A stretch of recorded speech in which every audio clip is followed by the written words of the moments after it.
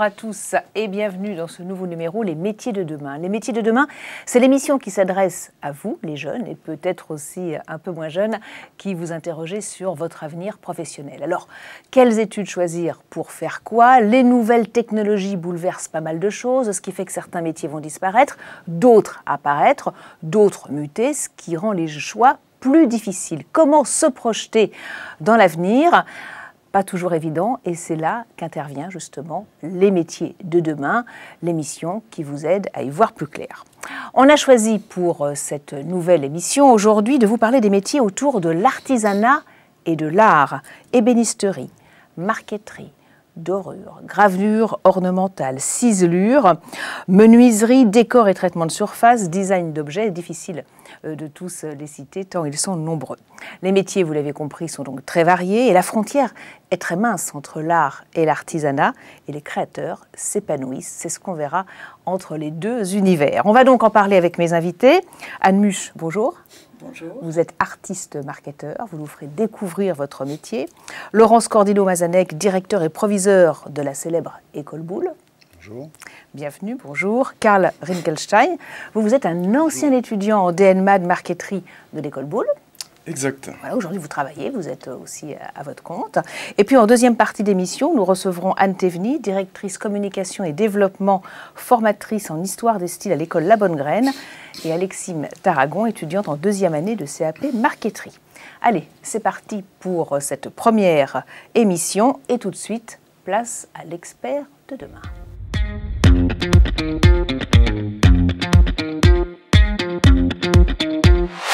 Et l'expert, ou plutôt l'experte de demain, est une artiste, Anne Muche, qui va nous partager son expérience et nous donner sa vision du métier de la marqueterie. Nous sommes allés la voir travailler dans son atelier au Touquet. Regardez.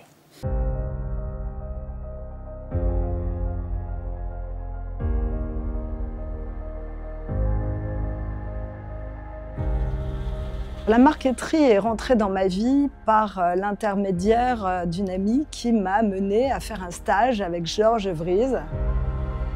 Je découvre son travail, je pose la main sur son œuvre et là, je me dis, c'est une vraie rencontre avec le bois. C'était juste une révélation. J'ai rencontré la matière, j'ai rencontré le travail, j'ai rencontré l'assemblage. C'était absolument incroyable.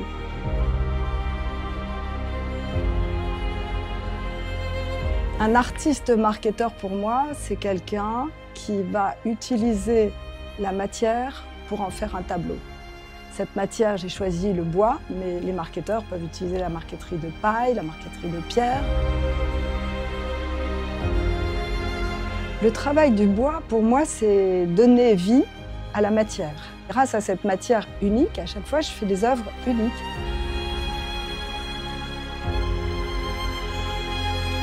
Alors j'utilise d'autres matières qui du bois, ces feuilles d'or que j'ai plaquées sur un tableau. Mais parfois, j'ai utilisé aussi du cuivre. Donc c'était assez amusant de pouvoir utiliser un support de marqueterie ancienne en relation avec la marqueterie que j'utilise aujourd'hui.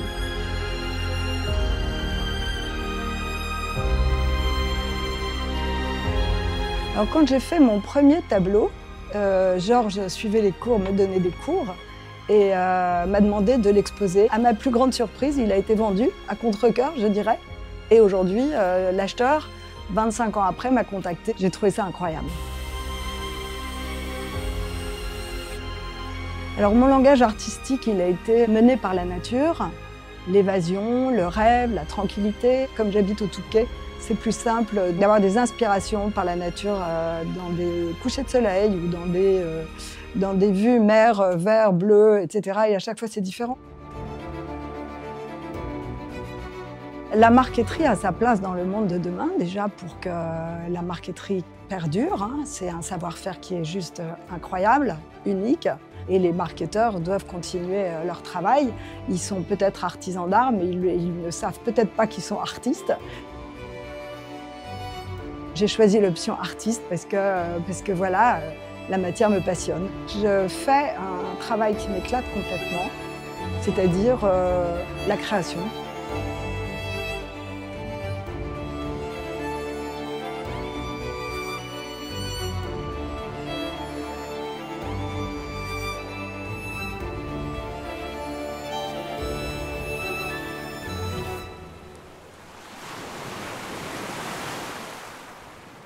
Anne Muche, bienvenue sur ce plateau. On vous a vu dans votre atelier, on a vu une petite idée déjà de ce qu'est la marqueterie. Mais est-ce que vous pouvez nous en dire un petit peu plus, à tous ces jeunes peut-être qui nous regardent et qui pourraient avoir envie de se lancer justement dans le métier? C'est vrai que c'est le but de ma présence ici aujourd'hui, c'est la transmission. Raconter mon histoire pour que les jeunes aujourd'hui aient envie de faire ce que je fais aujourd'hui et que je ferai plus demain. Donc aujourd'hui, les jeunes sont concernés par ce travail et parfois on est aussi artiste sans le savoir. Moi j'ai commencé la marqueterie sans me dire que j'allais être artiste. J'ai commencé parce que j'aimais la matière. Et en fait c'est devenu un bonheur de créer. C'est comme ça que j'en suis arrivée là. Oui, parce que même dans votre enfance, vous avez toujours été en contact avec le bois, quelque part. Alors c'est vrai que mon père a fabriqué 3 bateaux en bois. J'étais imprégnée par l'odeur, imprégnée par la matière, le toucher déjà m'attirait. Et ça s'est endormi quand j'ai retrouvé un tout petit tableau fait par une de mes amies où j'ai posé la main sur cette matière. Je me suis dit, c'est la rencontre. C'est ce jour-là que je me suis dit, c'est ce travail-là que je veux faire. Parce que vous étiez parti vers toute autre chose, des études de droit, c'est ça, hein? Et puis vous avez travaillé aussi dans le secteur médical. C'est ça. J'ai commencé par du droit. J'ai vite compris que c'était pas mon domaine.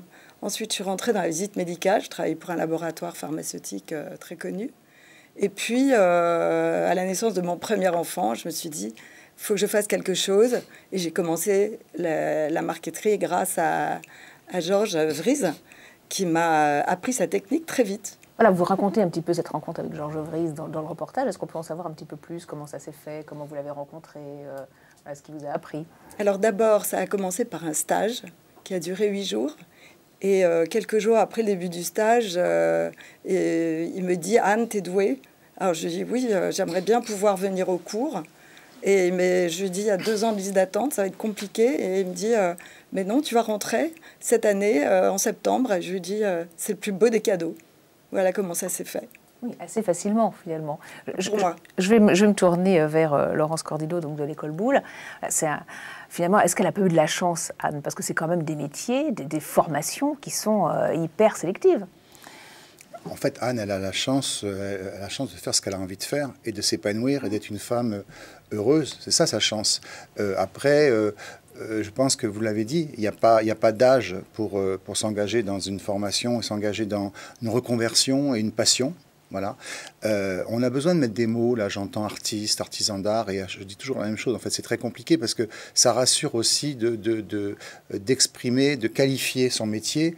Mais moi, ce que je vois quand je regarde Anne, Karl, je vois des gens humbles, passionnés, et finalement qui ont envie de transmettre et de partager leur quotidien. Voilà. Donc la formation est essentielle, bien évidemment, mais le goût, l'envie...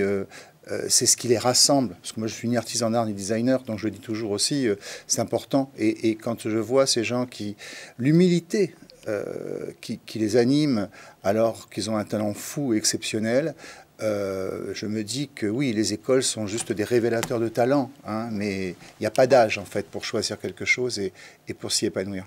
Et ça ne se termine jamais. Karl, donc vous êtes un ancien élève de l'école Boulle, représenté par Laurent Scordino. Anne parlait justement de cette rencontre avec la matière, hein, que ça avait été un petit peu le déclic. Est-ce que ça a été un peu la même chose pour vous? Alors oui, je pense un petit peu différemment parce que ça s'est fait dans le cadre de l'école. Moi, ce qui me plaisait le plus dans tout ça, c'était la création avant tout. Et alors j'avais postulé à différentes formations, toutes en lien avec la création. Le bois particulièrement, j'avais remarqué que le bois me plaisait beaucoup.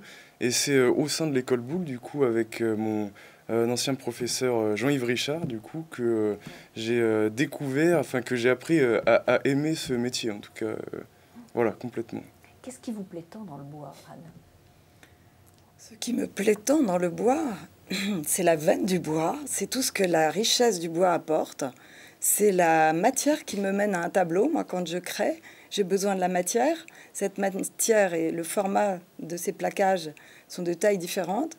Et j'ai besoin de la matière pour me mener au tableau.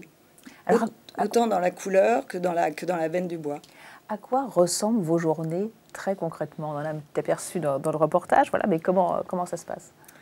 Alors, je ne dis pas tous les jours, je vais créer un tableau.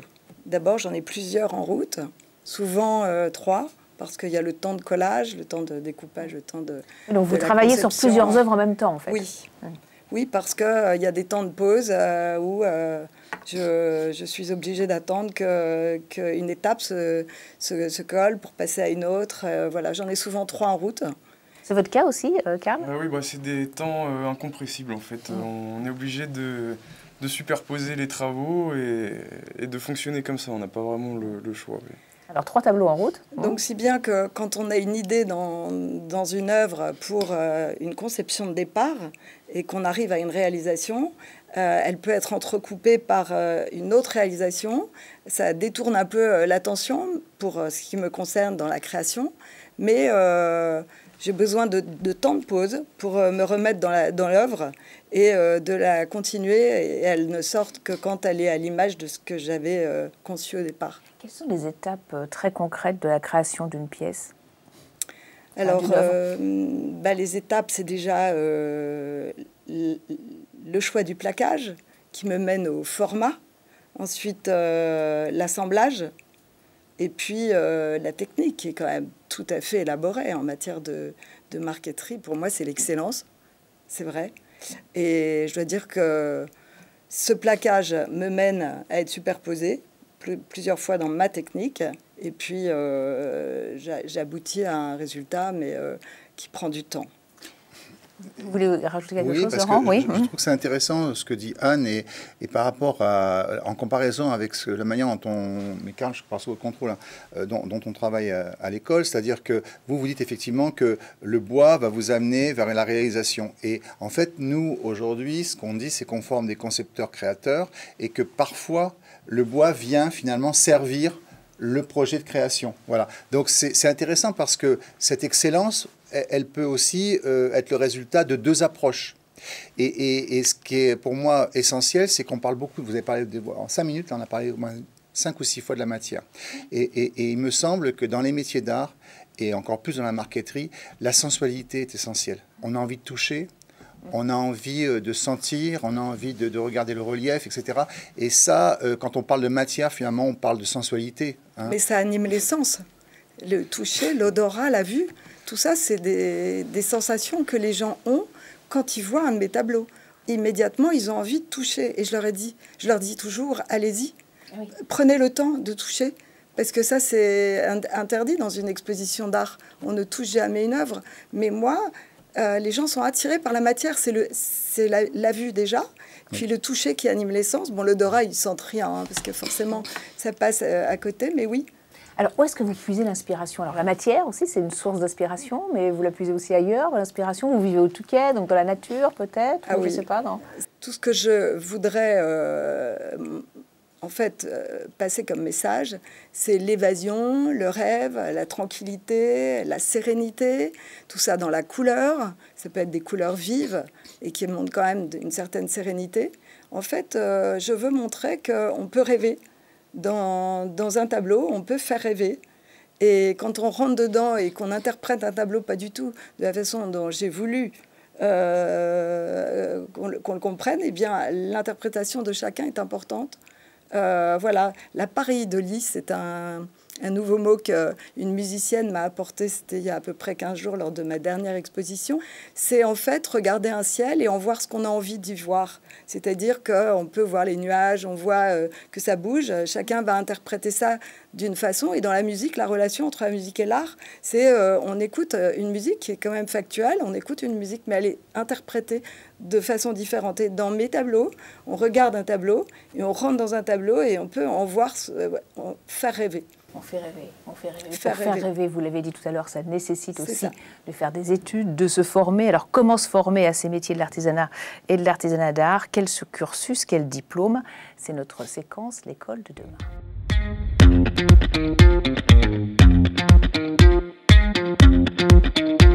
Avec vous, Laurence Cordino-Mazneck, directeur et professeur de l'école Boulle, et à vos côtés, Karl Ringenstein, donc ancien étudiant en DNMAD marqueterie, on va dire, design objet spécialisation marqueterie.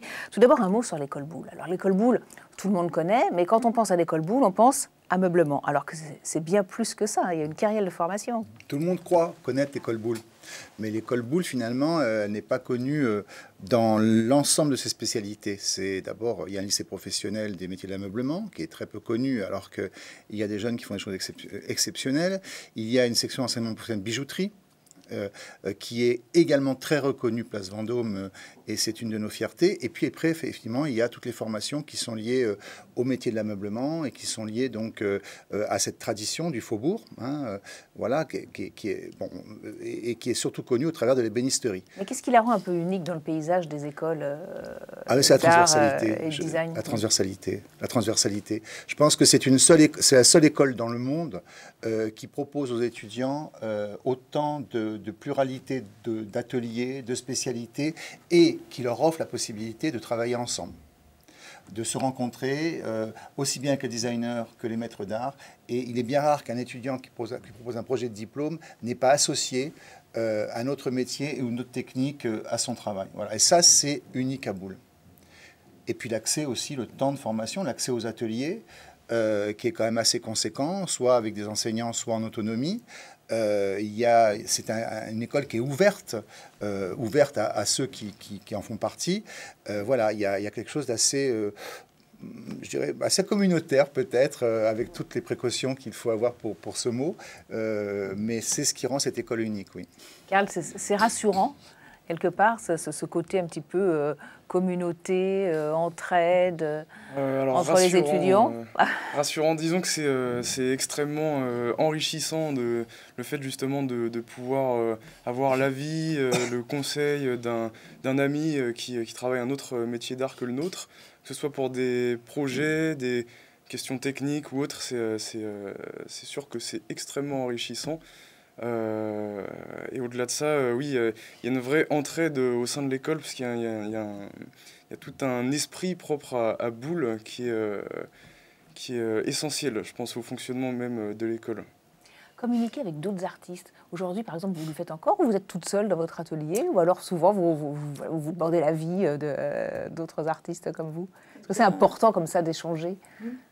Alors déjà, mon rêve, ça aurait été de faire l'école Boulle, hein, et d'avoir cette communauté d'art. Hein. Ça, franchement, jamais trop tard.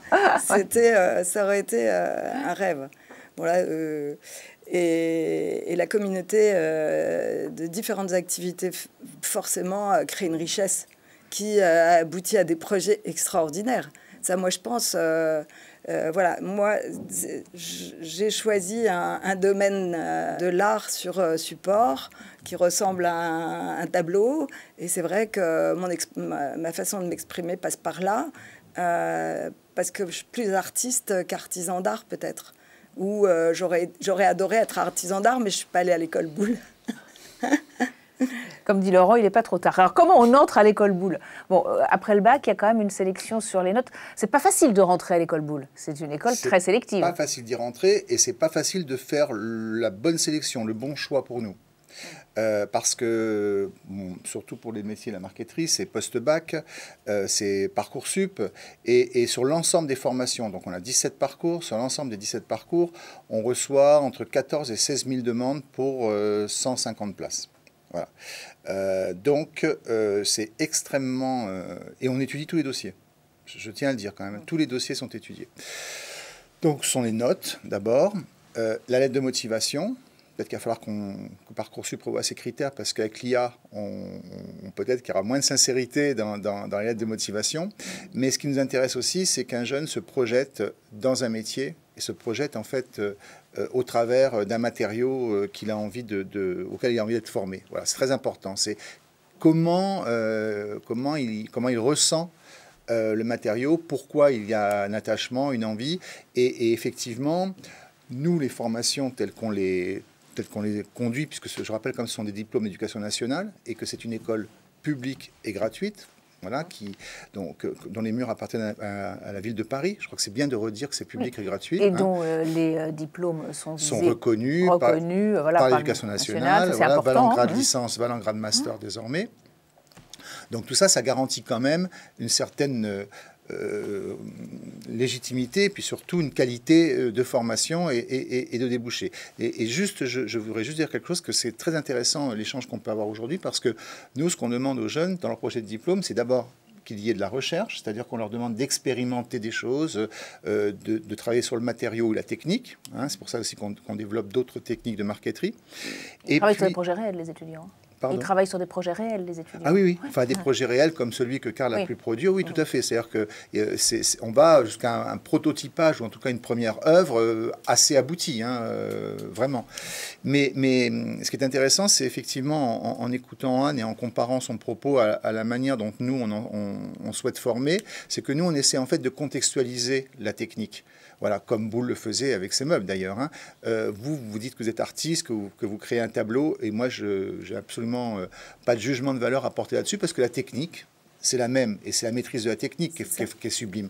Mais c'est vrai que le jeune, quand il sort de l'école, parce qu'ils sont encore jeunes, quand ils sortent de l'école, ben, il choisira soit d'être artiste, soit d'être marketeur, pour de l'ornement ou de la décoration. Voilà, donc il y a plusieurs perspectives. La parole à Karl, pour nous expliquer aussi pourquoi vous avez décidé de faire l'école Boulle, ce que vous avez fait avant, puisque vous aviez fait un lycée agricole, etc. Et puis pourquoi la marqueterie, justement. Ah oui, pourquoi la marqueterie? Alors, si je peux me permettre de rebondir juste sur ce qui se disait, il y a une réalité professionnelle aussi qui est que je pense que beaucoup aimeraient aussi vivre de leur art à proprement parler, qu'ils aient une formation artisanale, professionnelle, etc. Mais il faut aussi pouvoir, il faut que ça fonctionne aussi. Donc, on va être amené à travailler chez des artisans en tant que salariés, etc.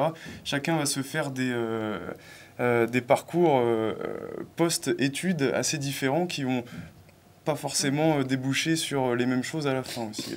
Moi, c'était la petite chose que je voulais préciser. Et sinon, alors j'ai fait un lycée agricole, du coup, parce que j'étais passionné aussi par le monde du végétal. Et je savais qu'en faisant ce lycée agricole, je pourrais ensuite quand même postuler auprès des écoles d'art. Donc, je me suis dit que ce serait intéressant d'avoir la vision plus biologique avant de travailler la matière comme un artisan d'art. Quels sont les cours que vous aviez, justement, ce que vous avez aimé particulièrement? Alors, bon, mon cours préféré, c'était celui de marqueterie, forcément. On a des cours de design, de conception, de modélisation 3D, d'économie, gestion, de physique-chimie, d'anglais. On a beaucoup de cours annexes aussi. D'humanité, exactement. Alors ça, c'est important. Vous insistez beaucoup sur la pédagogie en disant qu'il faut aussi que l'artiste ou l'artisan, il ait une grande culture générale. Ah oui.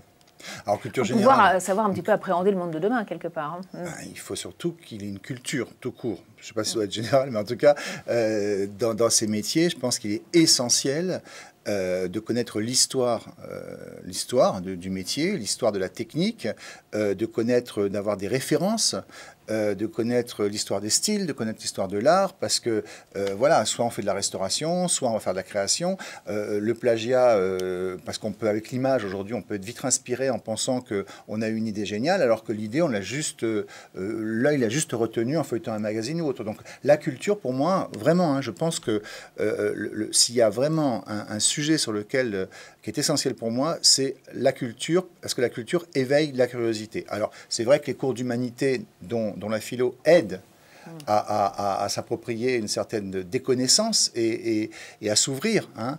Mais il faut aussi, et ça je le dis souvent, il faut aussi encourager les jeunes à être mobiles, à rencontrer des professionnels, à rencontrer des gens qui savent et ne pas se contenter de l'ordinateur pour faire du sourcing ou pour aller chercher ce qui existe. Et puis d'où les stages aussi, ça c'est important. Alors, on a encore beaucoup d'importance aux périodes de stage en entreprise. Et d'ailleurs, il y a une évolution des diplômes qui permet aussi maintenant sur le Valence Grade Master de multiplier encore ces temps en entreprise. Puis moi, je crois sincèrement qu'il faut absolument que l'éducation nationale développe le temps d'alternance, c'est-à-dire qu'il y ait un socle en établissement scolaire et que la troisième année, par exemple, on puisse organiser l'enseignement et on s'y emploie, on le fait avec la Monnaie de Paris, par exemple, on s'y emploie de manière à ce que le jeune soit vraiment dans l'entreprise et confronté à l'entreprise, au monde de l'entreprise. Karl, vous avez des stages, de l'alternance, c'était des stages? Oui, des stages, du coup, oui. Et c'est vrai que c'est intéressant de... Alors après, tout dépend comment on organise ces stages. On peut choisir de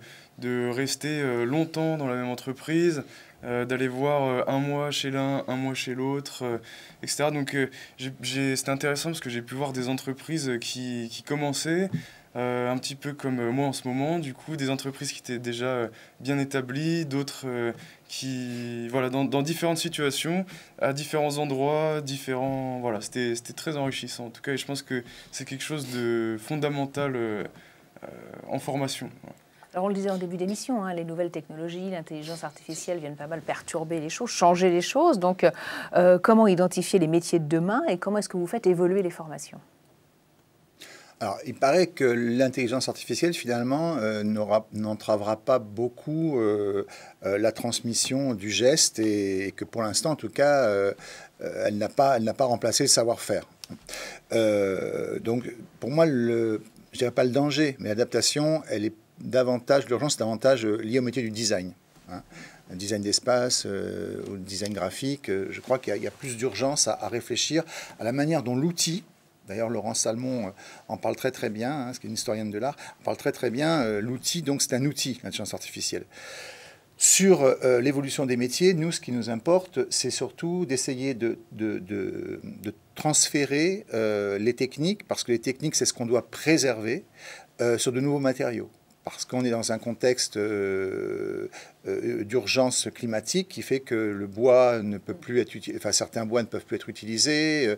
Il faut s'adapter aussi à. On doit aussi travailler à la récupération des déchets propres. Comment on les réintègre. C'est ce que d'ailleurs c'est un travail que Marqueterie de Paille a déjà imaginé, donc de travailler sur des résidus, les nouveaux matériaux, comment on les traite. Et c'est plutôt ça en fait, c'est transférer ces techniques à de nouveaux matériaux.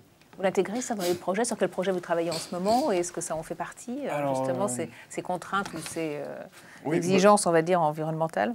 Oui, c'est des questions qui sont très importantes aujourd'hui, donc on est obligé d'y réfléchir. C'est des choses qu'on anticipe en amont, même lors de la conception du coup, des différents projets. Et pour ce qui est de l'IA aussi, comme disait Laurent, c'est un outil en fait qu'il faut apprendre à utiliser, mais dans le cadre de nos métiers, il faut, voilà, en fait, la question c'est surtout comment le faire intelligemment.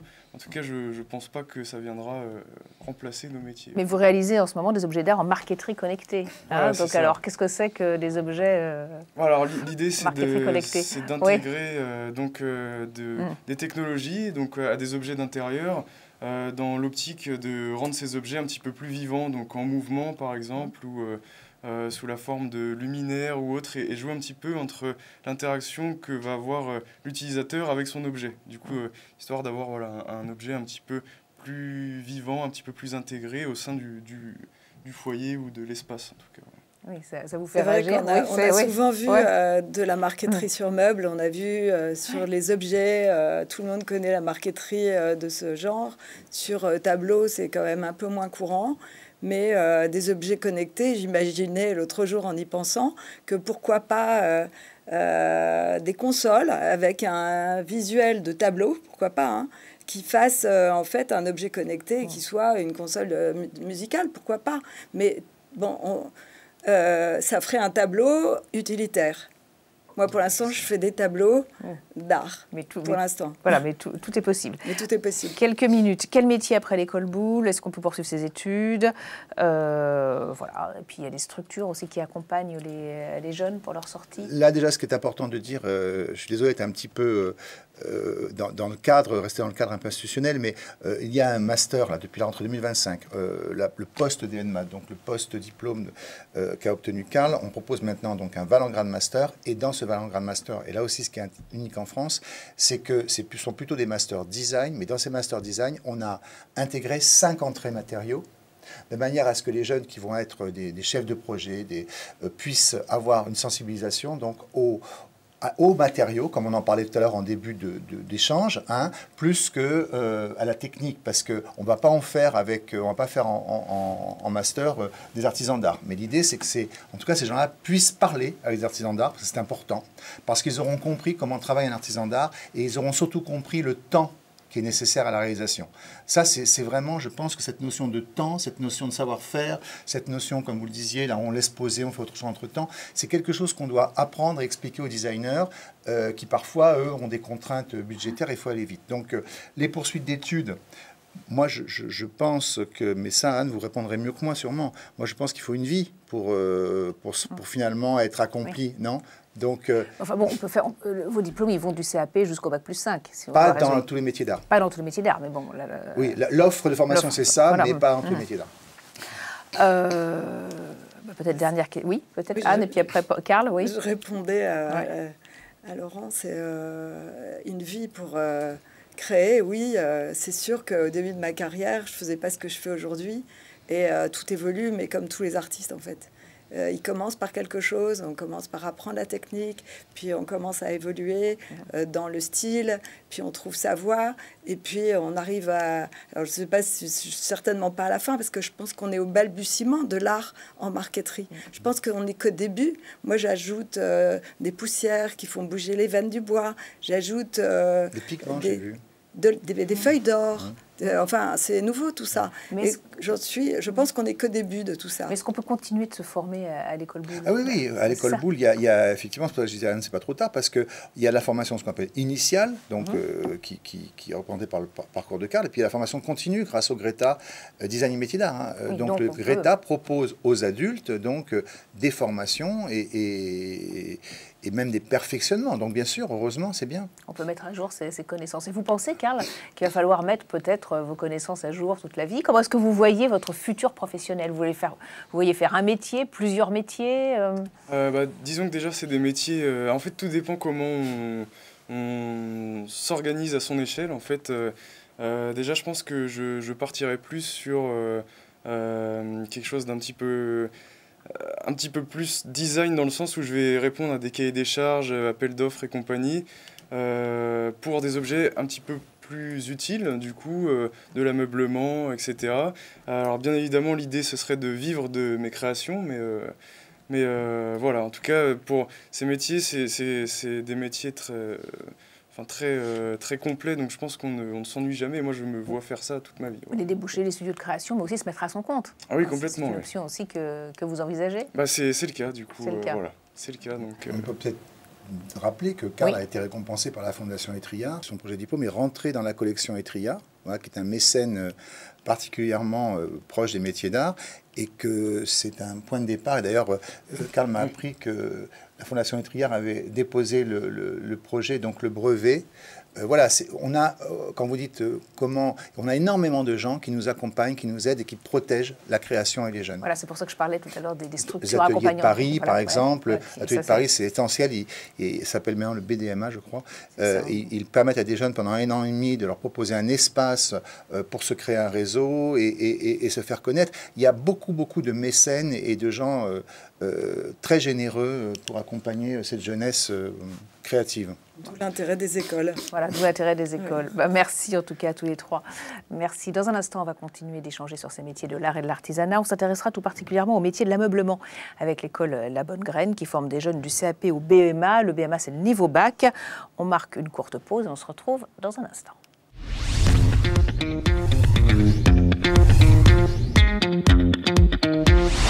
Et nous nous retrouvons donc pour cette deuxième partie de cette émission, les métiers de demain. Une nouvelle émission pour vous faire découvrir donc les métiers qui sont en pleine mutation, ces métiers qui bougent dans le domaine de l'art et de l'artisanat. Anne Muche, artiste marketeur, vous êtes toujours avec nous. Et nous accueillons Anne Théveny, directrice communication et développement, formatrice en histoire de l'art, des styles aussi, à l'école La Bonne Graine. Et vous êtes accompagnée d'Alexime Tarragon. Bienvenue Alexime, étudiante en 2e année de CAP marqueterie. C'est donc tout de suite notre chronique, l'école de demain.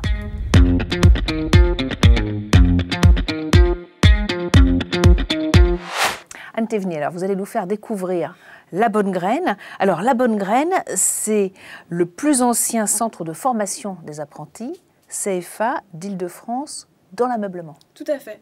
Donc on est une école d'ameublement basée à Paris avec un système d'alternance. On a été créé en 1866 à l'initiative des artisans eux-mêmes. Donc c'est un conseil professionnel qui nous dirige toujours aujourd'hui et on est un CFA associatif reconnu association d'utilité publique depuis 1928. Donc c'est vraiment quelque chose de très géré par les artisans pour former les prochains artisans.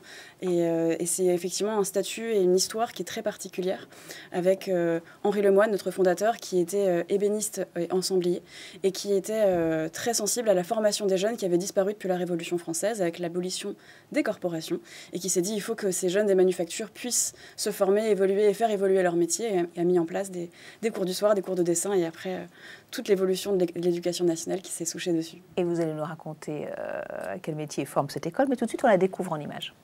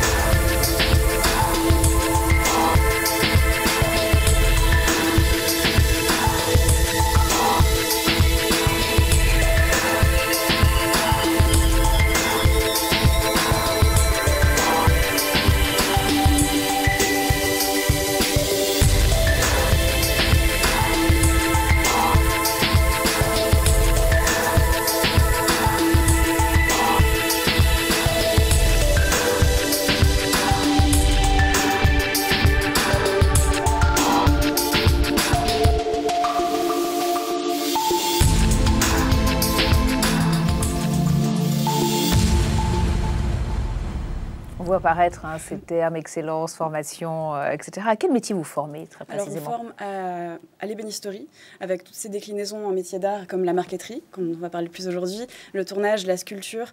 On forme aussi à la tapisserie, donc siège et décor, la dorure, l'encadrement, l'emballage, le dessin industriel d'ameublement. Et un peu plus confidentiel, la rentréture, la restauration de tapis et de tapisserie.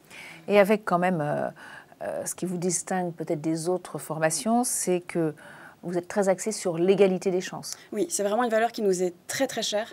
On a un système de fonctionnement assez particulier. On est un CFA associatif, hors contrat. Donc on fait passer les diplômes de l'éducation nationale. Donc nos programmes et nos diplômes sont ceux de l'éducation nationale. Mais notre système de recrutement, c'est l'entreprise. On est une formation en alternance, donc à partir du moment où une personne se présente avec le désir, le souhait, l'envie de découvrir ce métier, qu'elle ait 16, 22, 25, 28 ans, qu'elle ait fait déjà des métiers d'art avant ou jamais, qu'elle ait déjà pratiqué quelque chose ou pas du tout, nous, notre job et notre envie, c'est de pouvoir lui donner les moyens de s'épanouir dans ce métier-là. Donc on n'a pas de regard sur les dossiers scolaires, on a juste le regard sur l'envie, la motivation, et après, est-ce que l'entreprise a été trouvée? On fait ce qu'on peut pour aider aussi dans cette recherche d'entreprise, mais c'est le seul billet d'entrée, on va dire, pour entrer à la bonne graine. Donc on a des classes extrêmement variées avec des élèves qui ont des âges très différents et des parcours très différents aussi. La motivation, c'est vraiment le critère essentiel pour se lancer dans ces métiers, Anne Muche? Ah oui, ça, sans motivation, il faut vraiment être accroché et se dire, voilà, je veux partir de ce métier-là et je voudrais sortir avec un diplôme. Parce que c'est pas facile tous les jours. Non, c'est pas facile, mais surtout que là, vous êtes une formation complète, hein, entre l'ébénisterie, la marqueterie, tous ces métiers d'artisanat d'art, hein, on va dire. C'est vrai que ça, c'est enrichissant, c'est sûr que passer par une école, et ça donne la chance à chacun de pouvoir se former à tout âge. Oui. Alexine, qu'est-ce qui vous a donné envie de vous lancer dans ces métiers d'artisanat? Votre parcours, tout d'abord, vous avez voulu vous orienter vers un bac professionnel, alors que tous les professeurs voulaient vous envoyer vers la filière générale. Oui. Parce qu'on regarde les notes et vous aviez les notes pour. Hein, oui, j'avais les notes pour aller en général, mais depuis toute petite, je savais que je voulais aller dans le manuel et le créatif. Mais je voulais pas faire de longues études scolaires. Et je voulais direct être dans un métier concret et avoir un savoir-faire, l'apprendre. Donc je me suis orientée en bac pro IRA parce que je ne savais pas encore que l'ébénisterie, c'était ma voie. Alors c'est quoi le bac pro? Études et réalisation d'agencement. D'accord. Et pendant cette année-là, j'ai fait des stages chez un ébéniste et ça a été le déclic. Et il m'a fait rentrer dans l'école La Bonne Graine en apprentissage. C'est souvent le déclic finalement pour ces métiers, Anne.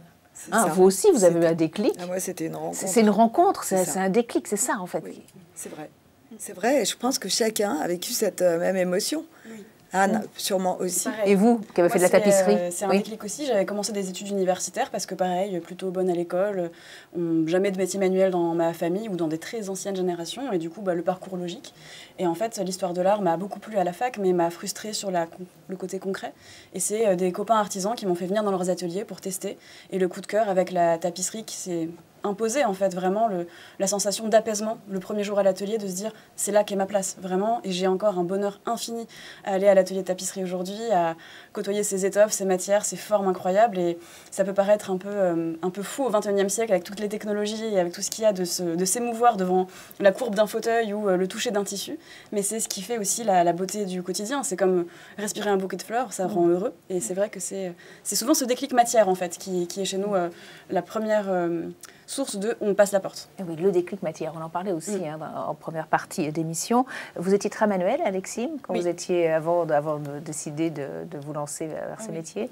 Toujours dans une activité manuelle ou créative, même au centre aéré, j'avais le choix, je partais dans du bracelet, dessin ou... C'était toujours dans cette voie-là. Alors, ce qui est amusant, là, c'est que vous êtes en CAP marqueterie, mais vous avez fait un autre CAP avant, vous allez nous raconter, un brevet aussi des métiers d'art. Vous avez fait quand même plusieurs choses. Là, ça fait combien de temps que vous êtes à la Bonne Graine, là? Là, c'est ma 8e année. C'est votre 8e année, vous n'avez jamais quitté la Bonne Graine? Non. Vous allez explorer tous les métiers qui sont enseignés à la Bonne Graine. Racontez-nous. J'ai fait le CAP ébéniste en 3 ans, avec un restaurateur. J'ai continué avec un dessinateur industriel en 1 an, en bureau d'études. Et un BMA, brevet des métiers d'art, en agencement. Et après, j'ai enchaîné avec le CAP marqueterie. Bon, et après, vous vous mettez à travailler ou... Oui, après, j'arrête. Voilà. Et pourquoi, justement, après la marqueterie, après tout ce parcours, quand même? Parce que vous pouviez largement travailler. Oui. Depuis tout mon parcours d'ébénisterie, j'ai toujours une sensibilité plus sur le plaquage et les choses minutieuses. Et pendant le BMA, il fallait faire un projet avec un échantillon où j'ai fait de la marqueterie. Donc j'ai contacté Perrine, qui est la fondatrice de l'atelier Les Enfants Terribles, où j'ai fait mon échantillon et j'ai découvert son univers, sa façon de travailler. Et c'était exactement ce que je voulais faire et ce que je recherchais. Donc j'ai poursuivi dans un CAP marqueterie. Ça vous parle, Animuche? Oui.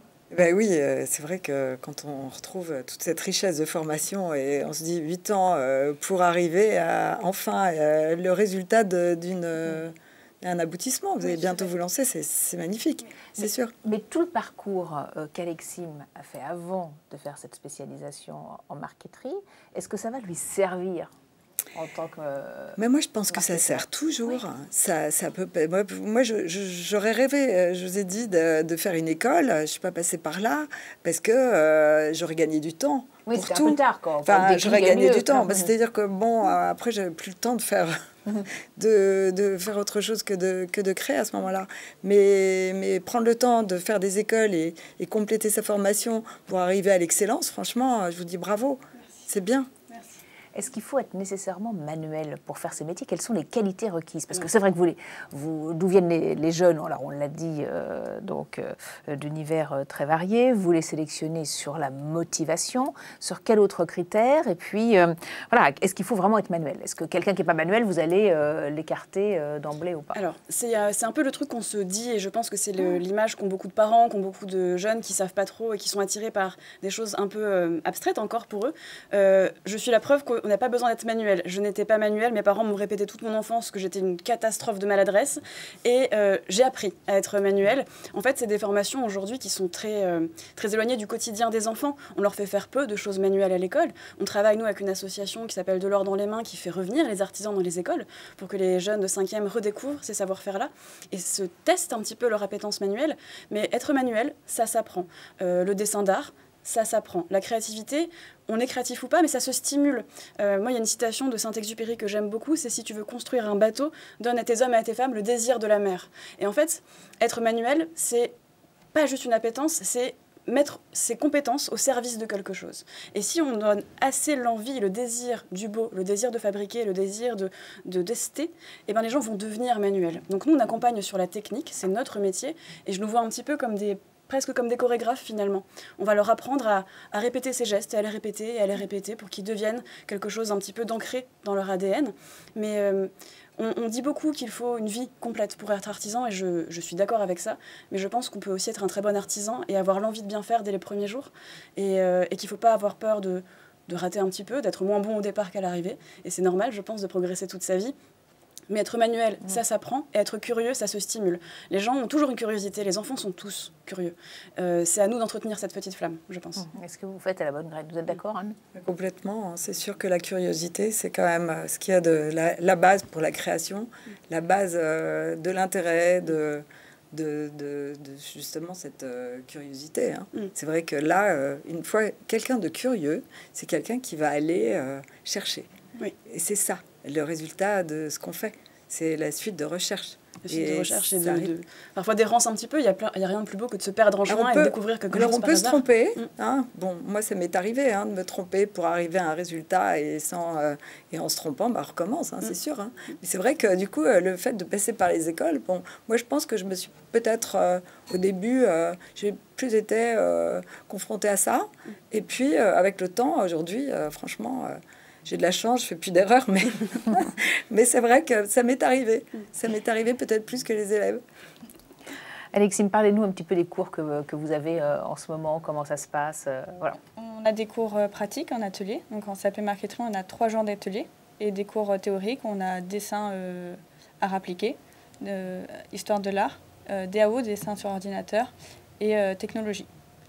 Et on fait le lien de ces cours théoriques en atelier. Par exemple, en art appliqué, on peut créer un motif, le dessiner, et on va pouvoir le faire en atelier tout de suite et le voir prendre vie à l'atelier. Et vous faites de la marqueterie laser? C'est ça. Alors, dans l'entreprise dans laquelle je suis, on fait de la laser. Donc c'est le même principe que la marqueterie traditionnelle, sauf que la partie de découpe est faite par une machine. Donc c'est une machine qui a été destinée principalement pour les grands industriels. Donc ça a été détourné pour pouvoir l'utiliser en marqueterie. Et c'est un jeu de miroir avec un laser qui découpe les pièces. Mais c'est quelque chose qui est enseigné à l'école ou pas? Ou il faut vraiment que Alexine a pu découvrir à la faveur d'un stage? Plutôt abordé en technologie, mais qu'on n'est pas équipé là-dessus à l'école. Et c'est pas forcément notre projet, pour le coup. L'idée, c'est plutôt de justement leur apprendre à la technique traditionnelle et un peu la base du métier, le socle, et de se baser sur l'alternance et cette richesse des entreprises. Voilà, d'où l'intérêt de l'alternance. C'est sûr la marqueterie laser, là, le logo, en fait, c'est vrai que les logos sont découpés au laser, tous ces logos professionnels. Et au départ, début de mon activité, j'ai travaillé pour Morgan, pour Rolls, pour Riva. En fait, j'avais monté le logo qui personnalisait les voitures et les bateaux de luxe, dont l'intérieur était en bois. Et donc, en fait, je faisais un monogramme de la personne à qui appartenait la voiture ou le bateau, et je prenais le logo de la marque. Donc, et je me suis aperçue en allant chez Rolls que le logo était découpé au laser, évidemment. C'est impossible d'avoir une perfection pareille à la main. C'est là où c'est intéressant, c'est qu'effectivement, le chemin de pensée, qu'on utilise une découpe laser ou qu'on utilise une scie traditionnelle, sera le même. Donc nous, ce qu'on veut faire apprendre, c'est plutôt le chemin de pensée. Et ça peut faire très peur, la découpe laser, ou ça peut faire très peur, l'IA, toutes ces choses-là. Mais c'est des outils en plus, en fait. Et l'idée à l'école de leur apprendre quand même sur des machines plus classiques et traditionnelles, c'est de se dire, si demain, vous montez un atelier et vous n'avez pas accès à ces machines qui sont très coûteuses, vous pourrez vous débrouiller tout de même. Oui, c'est comme le graphisme. Il faut déjà dessiner sur papier avant de pouvoir dessiner sur ordinateur. Mais ça nous amène justement à parler de ces métiers de demain. Comment est-ce que vous les identifiez? Comment est-ce que vous faites évoluer les formations? Est-ce qu'il y a une mise à jour des contenus avec les jeunes? Et puis, qu'est-ce que ça change finalement, l'IA pour tous ces métiers? Alors, c'est drôle parce que moi, j'enseigne la matière où on pourrait se dire ça change le moins, histoire. Normalement, ça bouge plus. Et en fait, on change de manière d'enseigner tous les 4 matins. Et c'est super intéressant. Et nos programmes évoluent en fonction des nouvelles normes économiques, des nouvelles normes de métier. Aujourd'hui, on forme à l'économie circulaire, à l'écologie, au réemploi, toutes ces choses qui n'étaient pas du tout dans les préoccupations il y a 40, 50, 60 ans, qui aujourd'hui sont au cœur des enjeux et au cœur des envies aussi de nos élèves. Et l'IA, pour nous, est un outil de pédagogie plus qu'un moyen. Donc l'IA va nous permettre de se dire, OK, quelles sont les questions que se posent les jeunes, quels sont les outils qu'ils ont à leur disposition aussi pour aller chercher l'info, et surtout les sensibiliser à attention. Tout n'est pas à prendre argent comptant sur ce qui sort des IA, mais par contre, le jour où vous avez un client ou une cliente qui vous pose un problème créatif, et là, vraiment, pas d'inspiration, plutôt que de dire non au projet, faites-vous aider par une IA qui va peut-être remettre une pièce dans la machine de la créativité et de se dire, OK, là, c'est pas du tout mes références artistiques, je vais aller chercher ailleurs et je vais les amener par chez moi comme ça. Donc, c'est un complément. Et oui, Alexine, vous en servez de l'IA? Il vous est arrivé de vous en servir, oui? Oui, tout à fait. Même dans la vie de tous les jours, dans le métier, moins. parce qu'on est très bien formé à la bonne graine. Mais oui, dans la vie de tous les jours, ça devient de plus en plus installé. Comment est-ce que vous, après l'école, qu'est-ce que vous envisagez de faire? Donc, aller vraiment là dans la marqueterie, puisque vous avez choisi de faire une spécialisation dans la marqueterie. Est-ce que vous vous dites, mon parcours professionnel sera linéaire, ou finalement, peut-être que je vais être amenée à faire divers métiers, parce que tous les métiers changent aujourd'hui? Comment est-ce que vous voyez votre futur professionnel? Je vais rester dans l'entreprise dans laquelle je suis actuellement. Ça marche très bien avec Perrine, la fondatrice. On s'entend très bien. Et non, je ne pense pas m'ennuyer. Je ne vais pas changer de métier, ni m'ennuyer ou quoi que ce soit. Ça va toujours évoluer. Et vous voyez travailler en entreprise comme c'est le cas, ou peut-être un jour vous mettre à votre compte? J'avais cette idée-là auparavant, mais là je suis tombée sur la bonne personne et je pense que ça va aller très loin avec elle. Donc rester dans cette entreprise. Oui, donc un avenir pour le moment serein. Le secteur de l'ameublement, c'est un secteur porteur pour les jeunes aujourd'hui. Oui, oui, tout à fait. Quel métier justement après l'école? Après l'école, il y a quand même. Nous, on est très heureux de voir que le système d'alternance fonctionne parce qu'on a un taux d'insertion professionnelle qui est entre 85 et 95%, ce qui est énorme. Il y a évidemment des poursuites d'études possibles, que ce soit dans des écoles de design, des écoles de graphisme, des niveaux supérieurs comme on a pu le voir à Boulle. Mais la majorité de nos élèves s'installent. Important, parce que le BMA, c'est ça, c'est l'équivalent du bac. Hein. Oui. Donc voilà, donc ça permet après de reprendre. On peut très bien continuer ou pas, c'est pas obligatoire, mais ça peut amener à des carrières très très très variées. Mais en tout cas, la majorité de nos élèves s'installent très rapidement, soit dans les entreprises d'alternance qui les ont accueillis, soit à leur compte. Et aujourd'hui, avec tout l'enjeu du réemploi, de l'éco-responsable, etc., il y a quand même beaucoup de marché là-dessus. Et il y a évidemment toute la restauration du patrimoine. Donc on peut se réjouir de voir des anciens élèves à nous, aussi bien au Mobilier National que dans les salons de révélation ou maisons et objets qui vient de se finir. Donc on a vraiment un éventail des champs des possibles très très grand. On va en avoir qui vont plus aller vers de la création artistique, un peu comme vous, qui vont être aussi dans vraiment le très très fonctionnel, parce que c'est aussi notre cœur de métier. On ne se revendique pas du tout designer, on est vraiment une école d'artisans, donc d'exécutants, de sachants, et c'est pas quelque chose qui est mauvais, hein. C'est vraiment très agréable d'être dans l'exécution aussi de quelques projets qui ont été dessinés par d'autres. Donc c'est un champ qui est tellement large en fait que tous les élèves finissent par trouver chaussures à leurs pieds et à faire une belle carrière dans ces métiers. Tous les élèves et on va dire aussi des jeunes femmes, des jeunes filles qui sont de plus en plus attirées par ces métiers. D'ailleurs, là, regardez. Ça fait très plaisir. Vous n'êtes que des femmes. Voilà. Un plateau très féminin. Et je pense qu'on aurait fait cette interview il y a 15 ans, ça n'aurait pas été le cas. Donc j'en suis ravie. Et c'est vrai que moi, quand j'ai fait ma formation, on était très peu de filles. Et maintenant, c'est quasiment des effectifs en tapisserie, en ébénisterie qui sont soit plus féminins, soit parfaitement mixtes. Donc j'en suis ravie. C'est moins difficile en tant que femme aujourd'hui de s'imposer dans ces métiers? Est-ce que c'est moins difficile? Moi, je ne rencontre pas ce problème dans l'art, parce qu'aujourd'hui, je ne me suis pas demandé si si ça me posait un problème, parce qu'en fait, comme c'est tellement artistique ce que je fais, je me présente comme une artiste, pas comme une artisan d'art. Et si j'ai pas la carrure pour découper une armoire, c'est pas très grave. Hein. Oui. Une fois que je peux porter mes tableaux, ça va. En fait, c'est aussi assez physique, ce travail d'ébénisterie d'art. Ça peut l'être. On a la chance quand même d'avoir des outils, littéralement, qui ont quand même allégé la charge physique pure et la force brute, on va dire, qui est nécessaire. Mais encore une fois, on compte aussi beaucoup, et en tant que femme, peut-être plus que les hommes, sur la solidarité et l'entraide. Moi, on m'a beaucoup dit, quand j'ai cherché une alternance en tapisserie, une femme ne peut pas porter un canapé toute seule. Je connais pas beaucoup d'hommes qui le font. Et en fait, on a toujours quelqu'un qui nous aidera, on se mettra à deux, on va trouver des moyens de penser pour faire ça autrement. Et c'est d'ailleurs un petit peu l'esprit de l'école, une école familiale. Oui, tout à fait. On est une école à petite échelle et c'est quelque chose qui nous convient très bien. On est une équipe de 30, on a un peu moins de 400 élèves, ce qui fait qu'on les connaît tous individuellement et très bien. Alexis, peut-être plus que d'autres parce que ça fait 8 ans, mais on les connaît très bien et c'est agréable. L'entraide, c'est important? Ah oui, oui. Qu'il n'y ait pas cet esprit de compétition? Non, il n'y a pas du tout cet esprit dans l'école. C'est vraiment très dans l'échange sans qu'on se mette des bâtons dans les roues. Ouais. Oui, tout à fait. Oui, ce qui n'est pas le cas partout. Ce qui est important aussi, on en parlait, c'est les opportunités à l'étranger. Vous avez pas mal d'élèves qui partent travailler à l'étranger. Oui. C'est de plus en plus fréquent, cette envie de bouger un petit peu. Et c'est un savoir-faire quand même dans nos métiers qui est très français. Que ce soit la dorure, l'ébénisterie, la tapisserie. On a quand même cette historique française des métiers d'art. Et nos élèves travaillent beaucoup soit pour des clientèle étrangère, soit directement en s'implantant à l'étranger. On a un ancien élève qui a créé une très très belle entreprise de mobilier au Pondichéry. On en a qui sont partis au Japon, on en a qui sont partis aux États-Unis. On a un tapissier qui travaille pour le Metropolitan Museum. Donc c'est des savoir-faire qui s'exportent très très bien. Et avec le développement d'Erasmus+, lié à l'apprentissage, c'est quelque chose qui va s'accentuer avec le temps. Vous verriez travailler à l'étranger, Alexime? Je me suis posé la question à un moment donné, mais non. Pas pour le moment. Non, pas pour le moment. Peut-être. En tout cas, vous, Anne, vous exposez à l'étranger. Alors moi, j'ai la chance d'exposer à Miami, Basel, notamment. Miami. J'ai exposé à Dubaï, j'ai exposé à New York récemment au Grand Palais.